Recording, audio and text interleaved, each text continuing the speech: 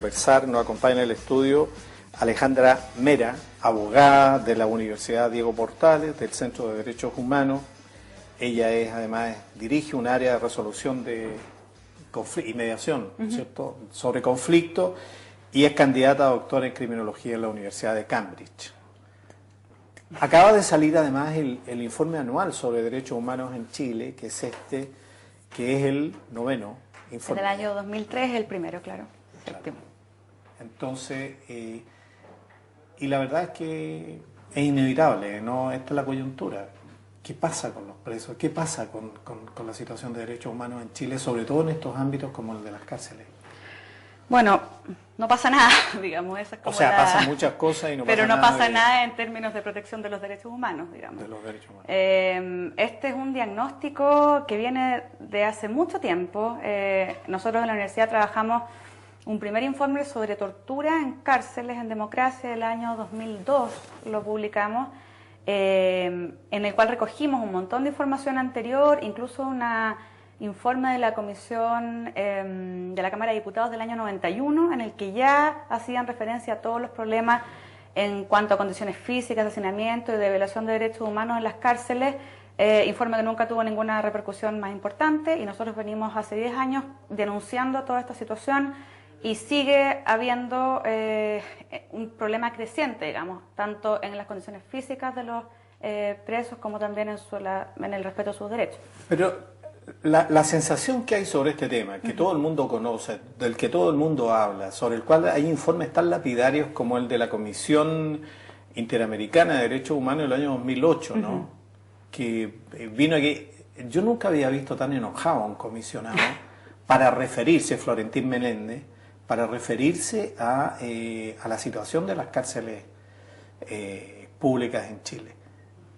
En este ámbito, ¿qué ocurre? ¿Por qué no se conmueve el aparato? ¿Por qué no hay avances sustantivos en estas materias?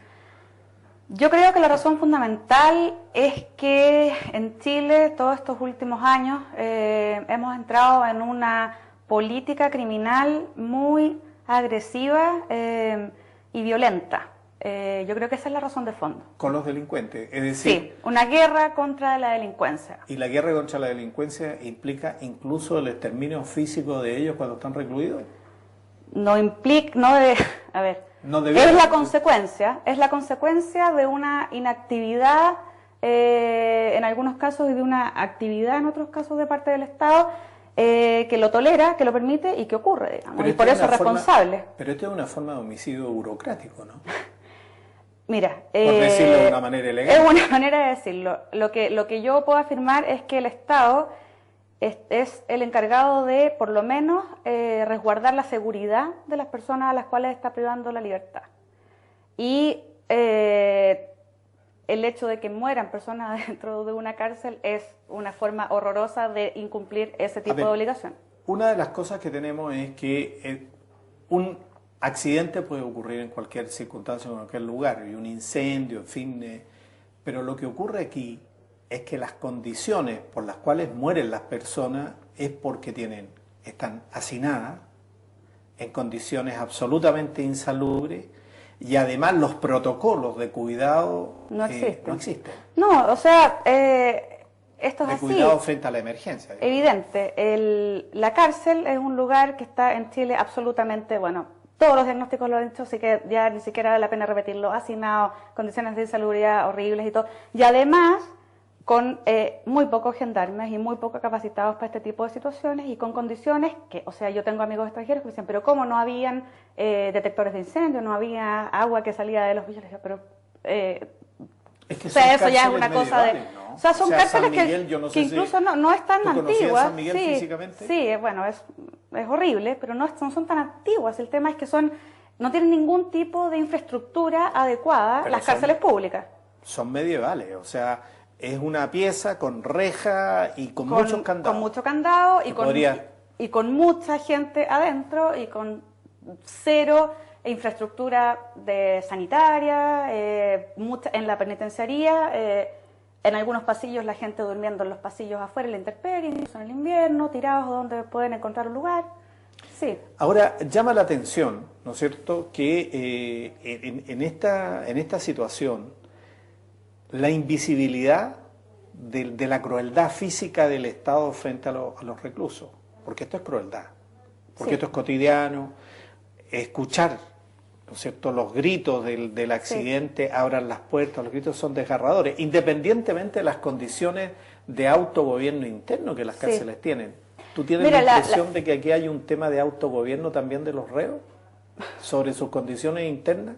Bueno, yo creo que, en términos de crueldad, que yo creo que es un tema súper interesante, claro, uno lo ve ahora viendo el video, la gente muriéndose y gritando, pero la crueldad está bastante más establecida día a día en el tratamiento que tienen los reclusos. No solamente en este caso que es horroroso y es como la culminación, pero es una práctica sistemática que ocurre todos los días, que también ha sido denunciada por nuestros informes y por un montón de organismos internacionales, que incluso la misma Gendarmería, a propósito de lo que ocurrió en Villarrica a comienzos de año, en que se dejó a estos presos y después se les tiró agua fría para que no se les vieran los moretones, hubo ahí como un reconocimiento de que sí ocurrían este tipo de cosas y se ocurrían, lo más peligroso de todo es que se justificaban en términos de escasez de recursos y de seguridad. O sea, nosotros para poder controlar las cárceles, como no tenemos los recursos necesarios, tenemos que ocupar la fuerza, digamos, para controlar esto.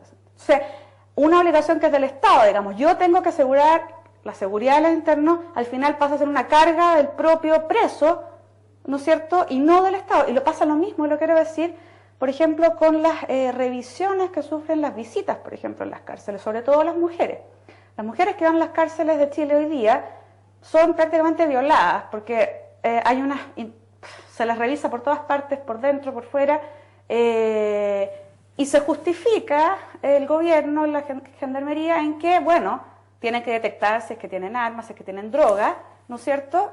Pero como no tienen el presupuesto para comprar la máquina detectora, bueno, entonces les metemos la mano. Ahora, yo quiero hacer un poquito de abogado del diablo para poder poner el foco en los temas de fondo. Lo que tenemos son, en primer lugar, hacinamiento, ¿no es cierto?, una gran cantidad de infractores. El tema es que no hay condiciones físicas, ¿no es cierto?, para un trato que no sea de masa, ¿no? No hay condiciones físicas. O sea, ¿es el sistema penal el que está poniendo demasiada gente dentro de las cárceles o realmente la sociedad chilena tiene una explosión de delincuencia? No, eso es un mito. O sea, es un mito que Chile tenga un nivel de delincuencia altísimo. De hecho, ¿Y por qué tenemos tantos presos entonces? ¿Por qué tenemos tantos presos? Porque, a ver, primero que nada, el nivel de presos que tiene un país no tiene necesariamente que ver con el nivel de criminalidad, ¿ya? Porque de los miles de delitos que se cometen al día, solamente un puñado terminan en la cárcel. Por lo tanto, ya es absurdo pensar que hay una correlación directa. Además, uno puede decidir qué hacer con la gente que comete delitos. O sea, no es que todos tengan que ir a la cárcel. Hay muchas fórmulas y probar a nivel internacional, incluso mucho mejores, o sea, todas, la verdad, mucho mejores que la cárcel, por lo menos en términos de rehabilitación. O sea, un ejemplo claro es que Estados Unidos, que es el país del mundo occidental que tiene más presos por 100.000 habitantes, ha venido, y en curva creciente, ha venido en nivel decreciente o estabilizado los delitos los últimos 10 años. O sea, no es que en Estados Unidos, porque hay una explosión de delitos, hay más presos, sino porque el Estado decide meter a la cárcel a más gente. Es un negocio. En Estados Unidos es un negocio. Bueno, y en Chile también. En Chile está comenzando a ser un negocio. Claro, el tema de las cárceles privadas. Está armado el debate en estos momentos. Acaba de salir una carta de Eduardo Vitrán, está en el mostrador electrónico, diciendo, mire, oiga, piden más cárceles concesionadas, esto es una frescura. En Estados Unidos, que es como el líder en el tema de privatización de cárceles, se ha convertido en un negocio tal que es uno de los mayores empleadores del Estado. Además, por ejemplo, las cárceles son las mayores productoras de uniformes militares, por ejemplo. Hay un montón de ciudades en que han habido huelgas porque la cárcel se cierra, porque en el fondo la gente se queda sin trabajo. Entonces, bueno, el costo de mantener a una persona presa diario fluctúa entre 30, 40 dólares, ¿cuánto? Sí, algo así. O sea, si uno lo multiplica por los miles de personas que tiene preso, puede sacar una conclusión de que tiene en Chile, después del cobre, seguramente esta debe ser la industria más rentable, la de las cárceles, en las cárceles concesionadas, proporcionalmente. Sí, una cárcel privatizada, claro, es el problema básico, creo yo, es que una cárcel privada es un negocio, y un negocio necesita clientes, y por lo tanto siempre va a demandar expansión. Ahora, entonces no es un problema exclusivamente de recursos, porque uno podría ahí, ¿no es cierto?, no, es un enfocarse problema en de los política recursos. criminal. Es un problema de política criminal. Sí. Tú eres criminóloga, ¿no es cierto?, y sabes perfectamente. Sí. Y eso significa entonces que reforma del Código Penal, reforma del sistema de cumplimiento de pena, Eso significa... un defensor de los reos. Que Eso significa decir, tomar la decisión, bueno, nos vamos a tomar vamos a pensar qué es lo que queremos hacer con la gente que queremos mandar a la cárcel y cuáles son los objetivos que queremos lograr. Primero, decir a quién queremos mandar a la cárcel, a quién no. En este incidente murieron unos niños que estaban vendiendo... Siendo que todo, yo no, mucha gente, todos... Videos piratas en la calle. Evidente, ¿no? O sea, el nivel de exclusión que genera el derecho penal y la selectividad, digamos, del derecho penal. O sea, basta ver quiénes son los que están en la cárcel, digamos. O sea, y todos sabemos que por ejemplo, se han hecho estudios de por ejemplo, el monto total de bienes, por ejemplo, robados, multiplicado por todas las personas que están en la cárcel, es como 0,1% de los delitos económicos más importantes, digamos. O sea, eso... Claro, a ver, el tipo, por ejemplo, que ahorró fierro en la estructura de su edificio, ¿no es cierto?, que provocó que se cayera el edificio para el terremoto, no sostenía, etcétera, se murió una persona, ese tiene más culpa que el que estaba bebiendo en la calle y lo metieron preso y no tenía plata para pagar y se murió ahora en la torre. O sea, cada uno es responsable de lo que hizo en su contexto. El tema es por qué tenemos un tratamiento tan diferenciado para este y para este otro. O sea, nosotros tenemos un sistema penal obsoleto. Se ha hablado mucho. Mira, yo no sé si sea obsoleto, porque yo creo que hay una tendencia mundial a la criminalización, al populismo punitivo, a ocupar la herramienta penal como un sistema de control social.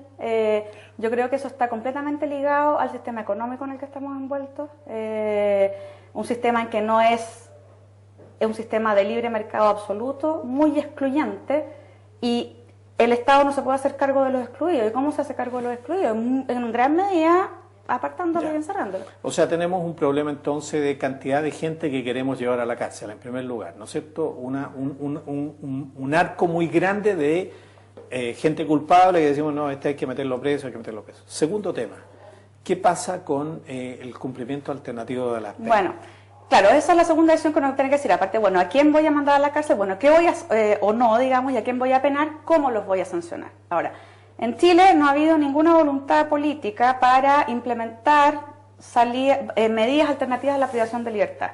Hace mucho tiempo que también el diagnóstico viene diciendo que, claro, podemos pensar que la cárcel es un instrumento para algún tipo de delitos, para algún tipo, ¿no es cierto?, de personas.